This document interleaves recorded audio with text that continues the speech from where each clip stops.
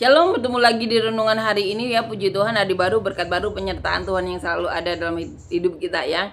Jangan bosan-bosan ya untuk mengingatkan diri kita ya, dan orang-orang yang mau mendengarkan kita ya, untuk melakukan apa yang menjadi kehendak Tuhan saja. Klise ya, terdengar kuno atau apapun itu, tetapi itulah kehendak Tuhan ya. Memang berasal dari masa lalu, jadi jangan heran kalau itu terlihat klise atau kuno ya, tapi memang itu kehendak Tuhan ya. Dan itu tidak akan pernah terlekang oleh waktu ya, bahwa memang saat kita melakukan apa yang menjadi kehendak Tuhan ya, segala hal yang diinginkan manusia itu semuanya ada ketenangan, ada sukacita ya, ada pengharapan yang selalu baru. Karena apa? Saat kita melakukan kehendak Tuhan, kita akan mendapatkan segala sesuatu yang ada di dunia yang diinginkan manusia itu dengan cara-cara benar, cara baik ya, sesuai dengan apa yang dimaui Tuhan dan tentunya manusia ya. Karena kita tahu terang dan garam, Tuhan mengatakan tidak mungkin menaruh pelita itu ada di bawah gantang, pasti ada di atas gantang ya. Garam itu tidak mungkin disimpan, tapi akan diberikan di setiap makanan yang disajikan untuk memberikan rasa.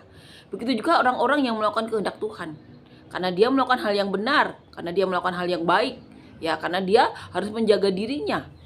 Agar apa? Agar tidak menjadi batu sandungan saat bersaksi berfirman. Itu kehendak Tuhan, itu keharusan ya.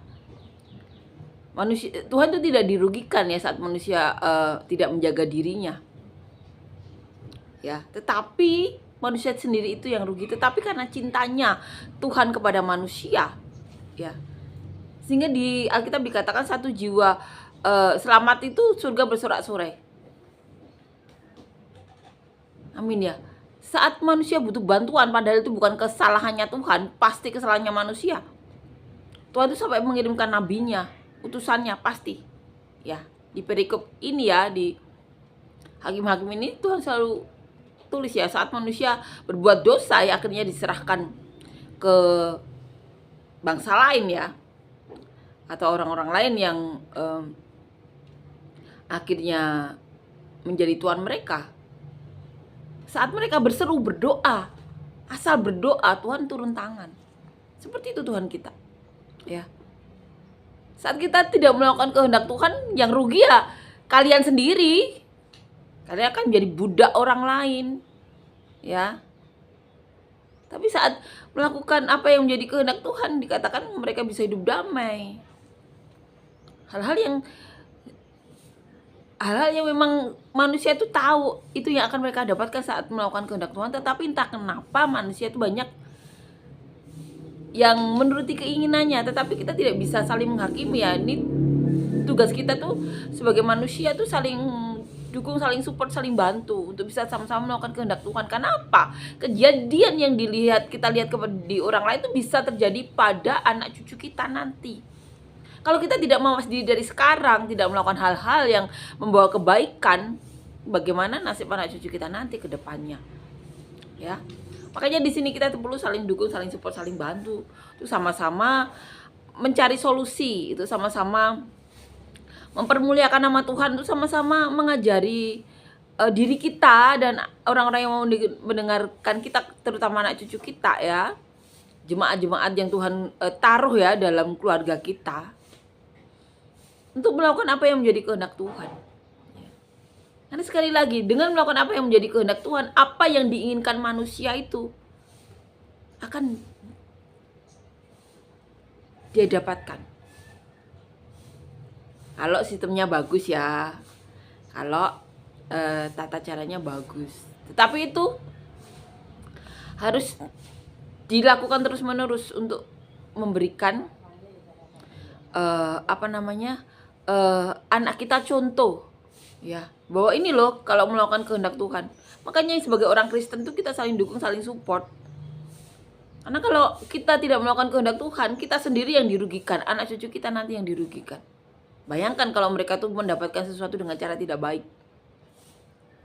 tidak menggunakan talenta seperti yang diajarkan Tuhan. Tuhan aja memberikan contoh ya, bahwa ada 135 talenta diberikan ya kepada beberapa orang. Yang lainnya menggandakan, yang satu disimpan, dikasih 1 talenta disimpan karena tidak mau hasilnya Yang dapat tuannya akhirnya dia dimasukkan ke liang yang tidak ada ujungnya. Dimasukkan ke neraka. Ya. Ajarkan anak-anak kita itu untuk menggunakan talenta. Ajarkan ya, kalau mereka mendapatkan sesuatu tidak menggunakan talenta dengan cara-cara tidak baik, itu akan membawa mereka ke neraka. Ya. Ajarkan hal-hal seperti ini. Sadari kita sebagai orang tua nanti bahwa kalau kita melakukan kehendak Tuhan, apapun yang diinginkan manusia itu, walaupun dia tidak mau pun, dia akan menjadi seperti apa yang diinginkan Tuhan. Dia akan menjadi terang dan garam dimanapun dia berada, bahkan di tempat kecil sekalipun dia akan tetap menjadi terang dan garam di situ. Walaupun dia tidak mau menunjukkan, dia akan tetap menjadi terang dan garam. Karena dia telah melakukan apa yang menjadi kehendak Tuhan. Orang-orang pasti akan selalu mendekat kepada orang-orang yang menjadi terang dan garamnya Tuhan. Walaupun dia tidak menyadari, orang-orang menyadari. Karena dengan mendekat dengan orang-orang yang menjadi terang dan garamnya Tuhan, mereka damai sejahtera, mereka sukacita, mereka mendapatkan berkat. Karena ada yang bisa memberi uang, ada yang tidak, tetapi mereka pasti bisa mendapatkan sukacita, damai sejahtera itu. Itu sudah pasti. Jadi kalau kita ada di suatu tempat, adanya cuma kerusuhan, adanya cuma cekcok, ya, adanya cuma adu domba, coba cek kita melakukan kehendak Tuhan atau belum. Sekali lagi di sini kita memberitahu untuk saling menyelamatkan. Karena selama kita masih ada di dunia itu kesempatan kita 100% untuk bertobat. Ya. Bayangkan seorang pembunuh di atas kayu salib. Dia beruntung bertemu dengan Tuhan Yesus. Tuhan, kalau kau ada di surga, tolong ingat aku. Tuhan mengatakan saat ini juga kau bersamaku di Firdaus. Yang satunya ngejek Tuhan, akhirnya dipatok sama gagak ya matanya. Ya, Tuhan itu seperti itu.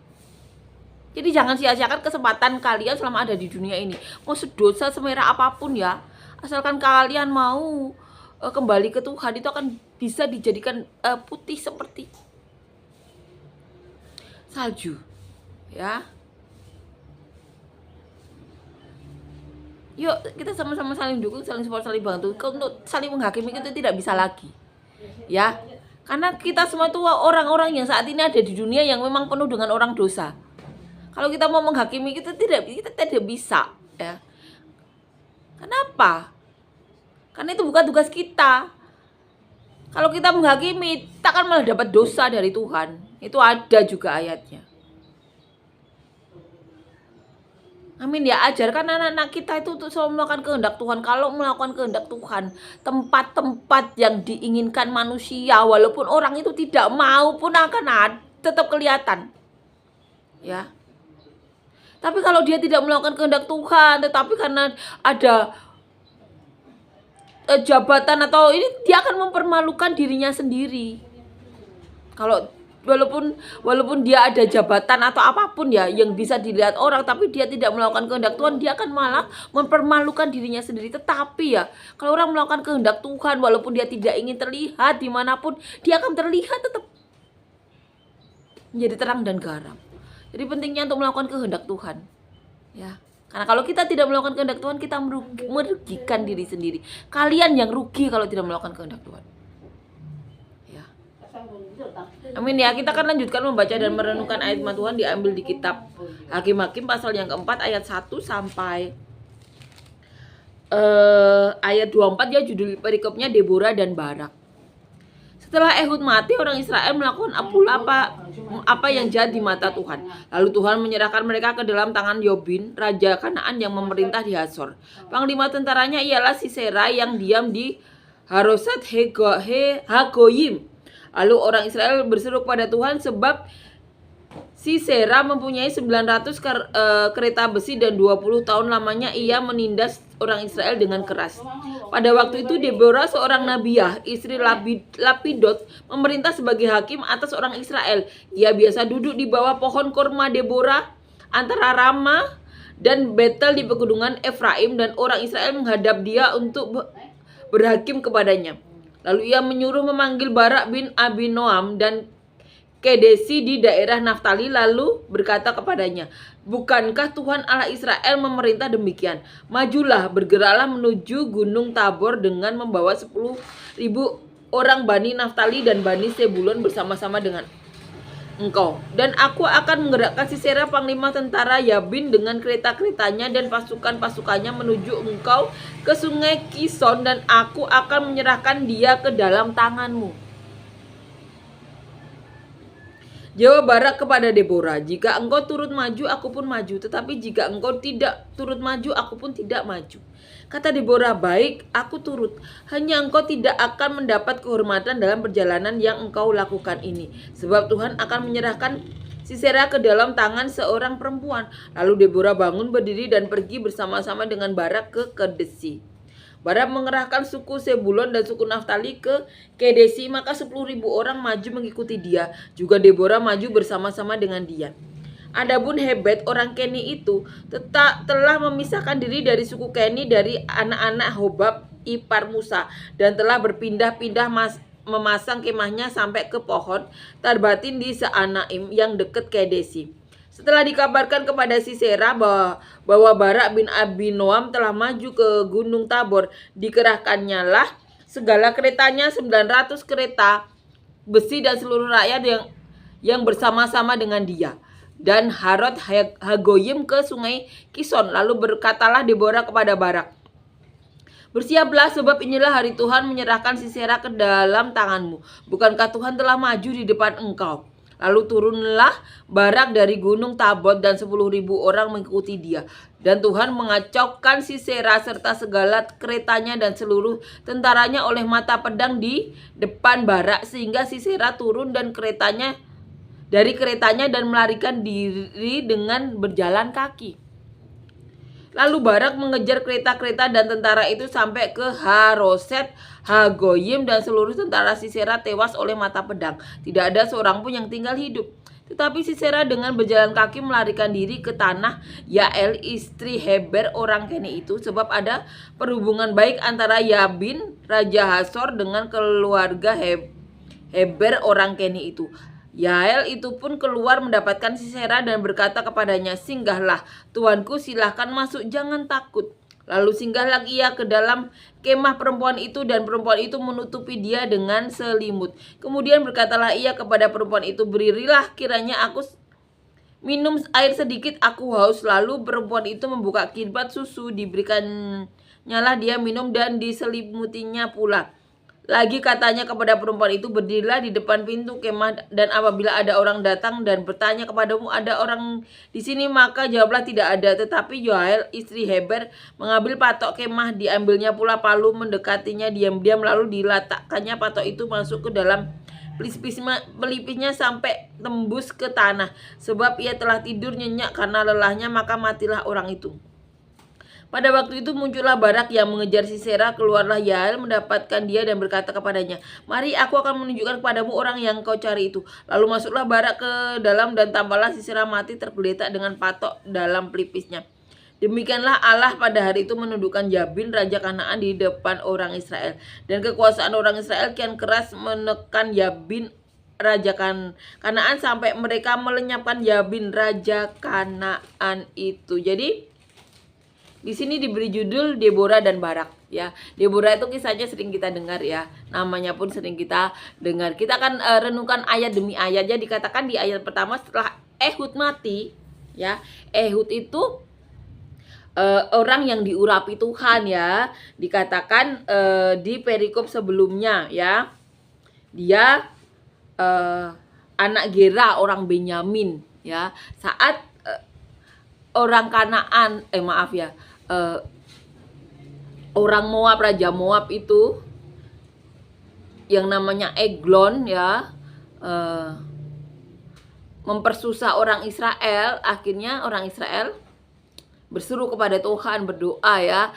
Akhirnya dibangkitkan Ehud ya. Ehud membunuh Raja Eglon. Saat memberikan upeti ya, Ehud pergi bersama orang Israel. Orang Israel lain disuruh pulang. Ehud tinggal di situ untuk membunuh Raja Eglon. Dan di sini dikatakan setelah Ehud mati ya, Orang Israel melakukan pula apa yang jahat di mata Tuhan. Kita tahu ya, 80 tahun lamanya ya, selama Ehud itu ada dalam mereka ya, setelah Ehud ya meninggal ya.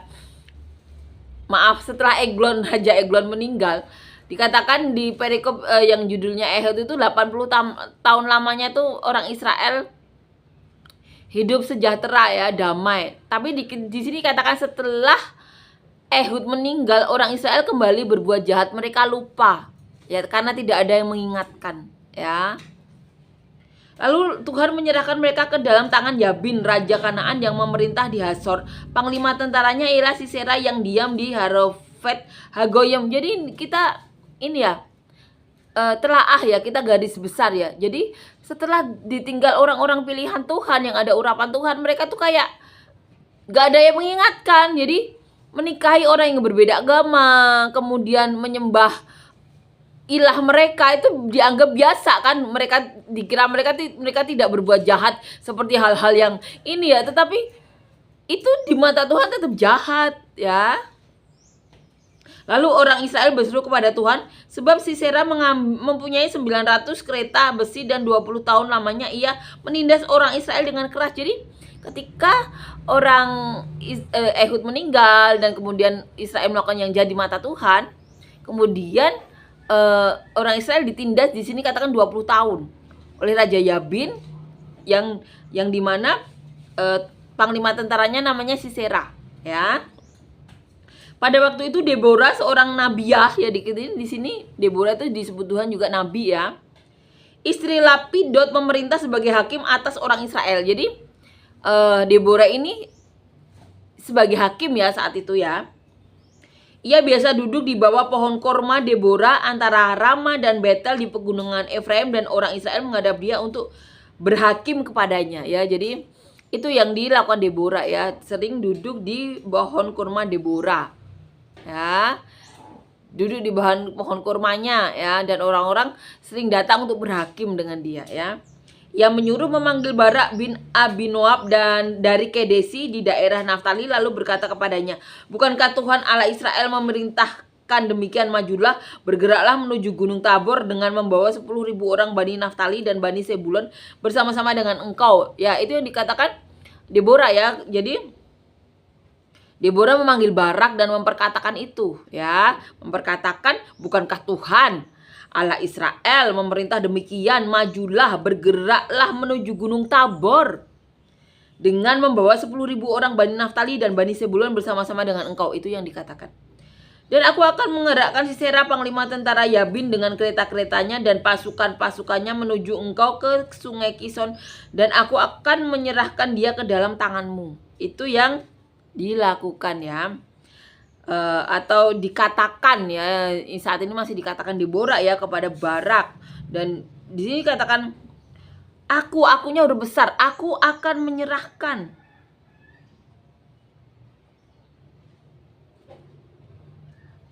dia ke dalam tanganmu. Itu yang dikatakan Tuhan ya.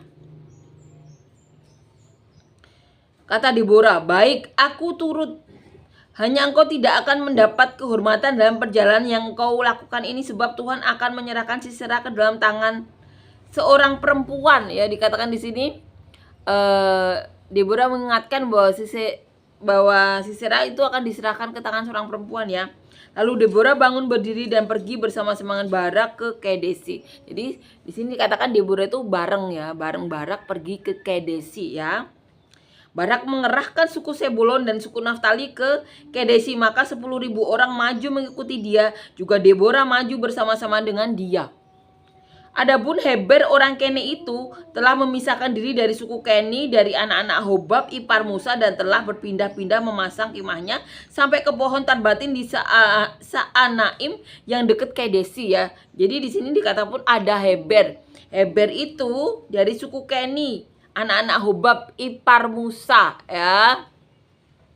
Setelah dikabarkan kepada Sisera bahwa Barak bin Abinoam telah maju ke Gunung Tabor, dikerahkannya lah segala keretanya ya, 900 kereta besi dan seluruh rakyat yang bersama-sama dengan dia dari Haroset Hagoyim ke sungai Kison ya, dikatakan seperti itu. Lalu berkatalah Deborah, ini yang dikatakan Deborah kepada Barak ya. Bersiaplah sebab inilah harinya Tuhan menyerahkan Sisera ke dalam tanganmu. Bukankah Tuhan telah maju di depan engkau? Ya, itu yang dikatakan Deborah. Lalu turunlah Barak dari gunung Tabor dan 10.000 orang mengikuti dia. Ya, jadi di sini Barak dikatakan turun ya. Lalu turunlah Barak dari gunung Tabor dan 10.000 orang mengikuti dia. Dan Tuhan mengacaukan Sisera serta segala keretanya dan seluruh tentaranya oleh mata pedang di depan Barak. Sehingga Sisera turun dari keretanya dan melarikan diri dengan berjalan kaki. Ya, di sini dikatakan Tuhan itu turun tangan ya. Dikatakan Tuhan mengacaukan Sisera dengan segala keretanya dan seluruh tentaranya oleh mata pedang di depan Barak. Ya, itu yang dilakukan Tuhan. Di ayat 16 dikatakan lalu Barak mengejar kereta-kereta dan tentara itu sampai ke Haroset, Hagoyim dan seluruh tentara Sisera tewas oleh mata pedang. Tidak ada seorang pun yang tinggal hidup. Dikatakan seperti itu ya. Semuanya mati ya. Tetapi Sisera dengan berjalan kaki melarikan diri ke kemah Yael, istri Heber orang Keni itu, sebab ada perhubungan baik antara Yabin Raja Hasor dengan keluarga Heber orang Keni itu ya. Jadi Heber iparnya Musa itu ternyata ada hubungan ya.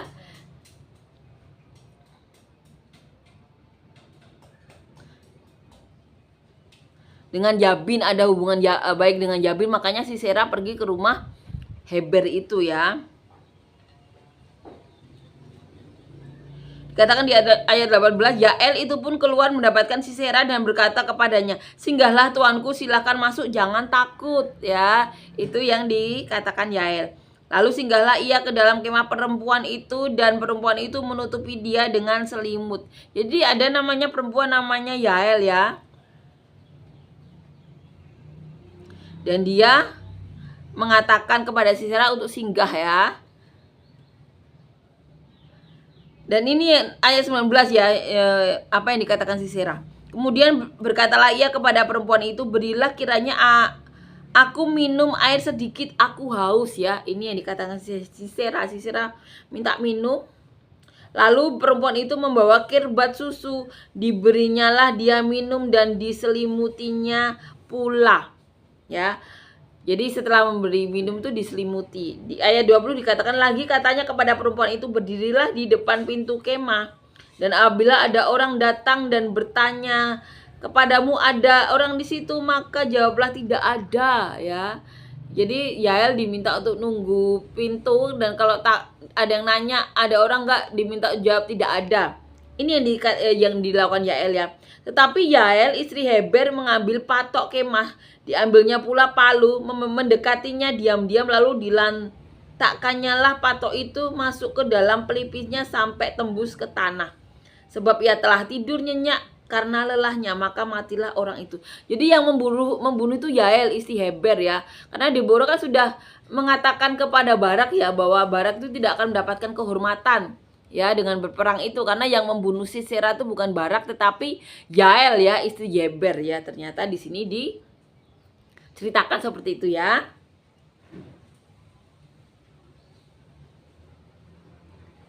Sebab ia telah tidur nyenyak karena lelahnya ya, maka matilah orang itu. Pada waktu itu muncullah Barak yang mengejar Sisera. Keluarlah Yael mendapatkan dia dan berkata kepadanya, mari aku akan menunjukkan kepadamu orang yang kau cari itu ya. Jadi ketika Barak datang, Yael berkata akan menunjukkan orang yang dicari Barak ya. Lalu Sisera mati tergeletak dengan patok dalam pelipisnya. Demikianlah Allah pada hari itu menundukkan Yabin Raja Kanaan di depan orang Israel. Dan kekuasaan orang Israel kian keras menekan Yabin Raja Kanaan sampai mereka melenyapkan Yabin Raja Kanaan itu ya. Amin, puji Tuhan, amin ya. Jadi ini kisah yang terjadi saat zamannya Deborah ya dan Barak ya. Dan kiranya nama Tuhan saja dipermuliakan dalam hidup kita semuanya sampai selamanya. Amin ya, puji Tuhan, amin. Terima kasih Yesus, terima kasih Tuhan untuk kebaikan-Mu, kasih karunia-Mu, penyertaan-Mu. Kami berdoa untuk siapapun dari kami yang saat ini sedang sakit, berikan kesembuhan kami yang daripada-Mu. Apapun di tubuh kami yang bukan daripada-Mu, kiranya Kau cabut. Dan kami juga berdoa untuk siapapun dari kami yang saat ini membutuhkan pekerjaan dan usaha yang daripada-Mu. Beri kami semuanya pekerjaan dan usaha yang daripada-Mu, yang mendatangkan hadirat-Mu, yang berkati kami, keluarga kami, orang-orang di sekitar kami, bahkan sampai ke penjuru bumi seperti yang Kau mau. Berikan kami semuanya pasangan hidup yang daripada-Mu, yang takut Engkau, yang cinta Engkau, yang mau melakukan kehendak-Mu saja. Di mana sebagai pasangan suami istri kami bisa saling mencintai, saling menghormati, saling menyayangi, saling dukung, saling support, saling bantu. Dan biarlah sebagai pasangan suami istri, biarlah perkataanmu dan nubuatanmu tinggal tetap dalam kami, tinggal tetap dalam kehidupan anak cucu kami bahkan sampai generasi di mana kau datang yang kedua kali. Dan sebagai keluarga, biarlah kami semuanya Tuhan bisa selalu menyenangkanmu, mempermuliakanmu, mengembalakan siapapun yang kau titipkan dalam keluarga kami, menjadi selalu berkatmu sampai ke surganya, sampai ke penghujung bumi seperti yang kau mau. Berikan kami semuanya anak-anak cucu yang daripadamu, yang takut kau, yang cinta kau, yang mau melakukan kehendakmu saja. Dan apabila di antara kami ada sedang mengalami masalah, beban hidup, pergumulan hidup, tantangan hidup, berikan penyelesaian masalah daripadamu, jawaban-jawaban doa daripadamu, terobosan-terobosan masalah daripadamu, solusi-solusi masalah daripadamu, dan biarlah namamu saja dipermuliakan dalam hidup kami semuanya. Kiranya kasih karuniamu, penyertaanmu, dan menyertamu, kebaikanmu melingkupi kami hari ini sampai selamanya dalam nama Tuhan Yesus. Amin.